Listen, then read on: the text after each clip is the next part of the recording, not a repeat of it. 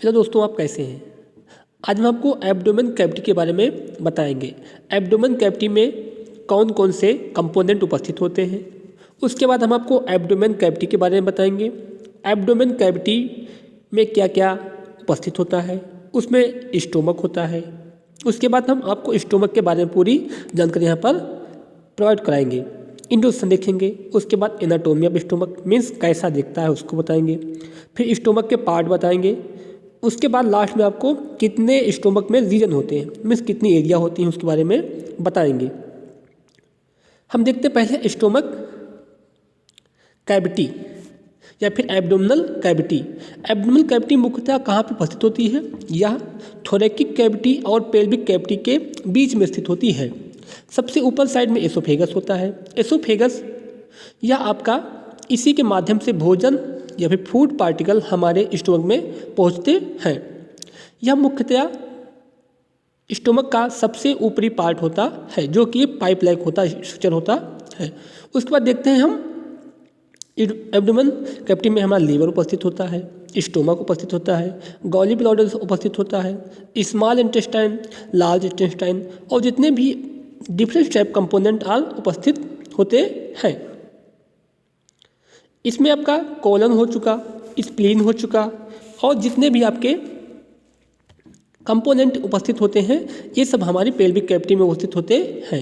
ये हमारे डाइजेशन में बहुत ही हेल्पफुल होते हैं। दूसरा हम देखते हैं एब्डोमेन कैविटी। क्या देखते हैं हम? एब्डोमेन कैविटी क्या होती है? Abdomen is the largest cavity in the body. Abdomen cavity शरीर की सबसे लंबी गुहा होती है या फिर सबसे बड़ी गुहा होती है। It is a Oval shape या ओवल शेप की होती है। And content variety of organ, इसमें बहुत से ऑर्गन उपस्थित होते हैं या फिर ऑर्गन उपस्थित होते हैं। It can be divided into the two part. मुख्यतया इसे दो भागों में बांटा गया है। एब्डोमेन प्रॉपर, एक होता है abdomen proper and upper larger cavity, यह थोड़ा ऊपर की बड़ी कैविटी होती है। दूसरा आपका पेल्विक और लोअर स्मॉल कैविटी, यह एब्डोमेन प्रॉपर कैविटी से मुख्यतः थोड़ा सा छोटा रीजन होता है जिसे हम लोअर स्मॉल कैविटी कहते हैं। अब देखते हैं content of abdomen means abdomen cavity में हमारे कौन कौन से कंटेंट उपस्थित होते हैं।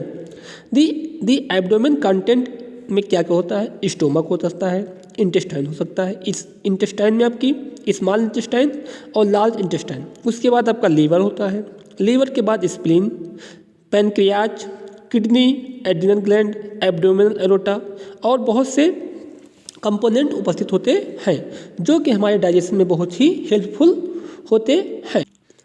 दूसरा देखते हैं स्टोमक मीन्स स्टोमक क्या होता है। अब हम आपको स्टोमक का इंट्रोडक्शन कराएंगे। Stomach is a hollow muscular bag like structure. Stomach एक मस्कुलर और बैग लाइक स्ट्रक्चर होता है, संरचना होती है। It differ in the size, या बहुत से साइज का होता है, एंड शेप और बहुत से आकार का होता है। In every individual from time to time, या टाइम टू टाइम या समय पर या समय के अनुकूल या चेंज होता रहता है। डिपेंडिंग अपॉन द कंटेंट, यह कंटेंट के माध्यम से डिपेंड होता है।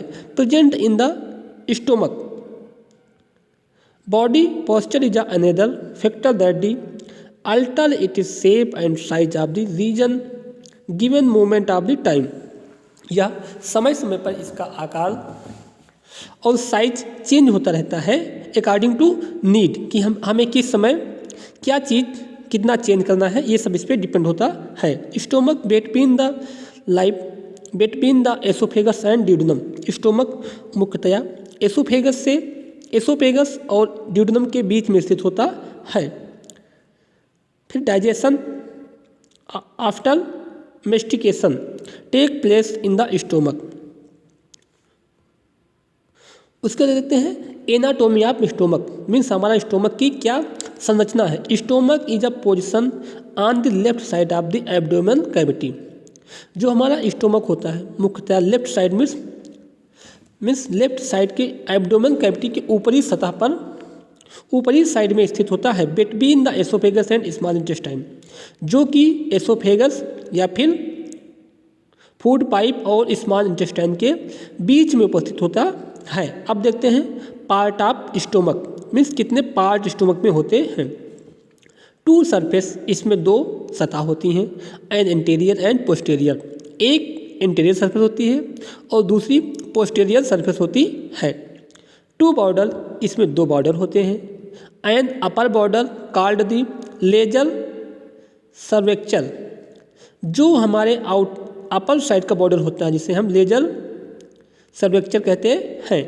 ए लोअर बॉर्डर, जो हमारे निचले सतह पर बॉर्डर उपस्थित होता है, इसे ग्रेचल सर्वेक्चर कहते हैं। उसके बाद देखते हैं टू इंड, इसमें कुछ इंड साइड में दो टाइप के इंड, कहाँ पे मीन्स कहाँ से इसका स्टार्टिंग होता है और कहाँ से अंत होता है, इसमें भी दो नाम होते हैं। जहाँ पे स्टार्टिंग होता है उसे हम कार्डियक इंड कहते हैं, and it is a guarded by the pyloric sphincter, जो कि पाइलोरिक स्पेंचल या फिर पाइलोरिक वाल्व के माध्यम से ओपन होती है। उसके बाद हम फिगर के माध्यम से आपको समझाते हैं कि कहाँ कहाँ पर क्या एरिया उपस्थित होती है। सबसे पहले जो ऊपर का एसोफेगस दिख रहा है जिसे हम फूड पाइप बोलते हैं, फूड पाइप्स के पास जस्ट नीचे कार्डियक इंड स्टार्ट होता है। जो आपका स्टोमक होता है उसके ऊपर का जो बॉडी के जस्ट ऊपर को एरिया के हम फंडस कहते हैं। क्या कहते हैं? फंडस कहते हैं। उसके बाद जो थोड़ा बॉडी के फंडस के जस्ट नीचे होता है उसे हम कहते हैं बॉडी कहते हैं। बॉडी के बाद में आता है पाइलोरस एरिया होता है, और उसके बाद पाइलोरस, और उसके पहले होता है पाइलोरिक एंट्रम। ये मुख्यतया हमारे स्टोमक के चार पोर्शन होते हैं। उसके बाद जो हमारा ऊपर के साइड में जो एक कोर बनाता है जिसे हम लेजर कर्वेचर कहते हैं, जो निचली सतह पर बनाता है उसे हम ग्रेटर कर्वेचर कहते हैं।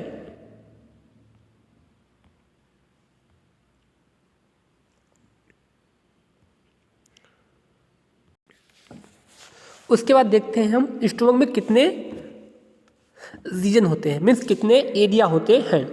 सबसे पहले हम ऊपर के साइड में जो अभी आपको हमने फिगर के माध्यम से समझाया था, सबसे ऊपर होता है cardia end. This part is a continuous from the oesophagus. यह मुख्यतया पोर्शन एसोफेगस से स्टार्ट होता है। सेकेंड आपका है fundus. This dome shaped part is formed by the upper curvature of the stomach.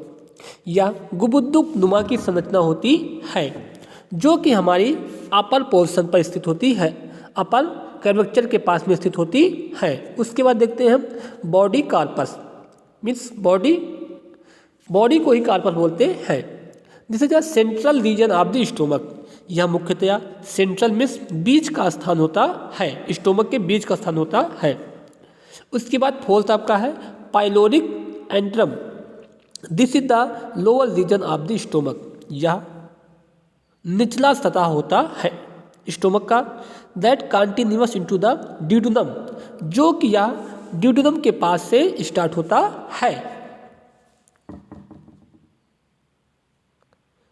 Thank you for watching the video.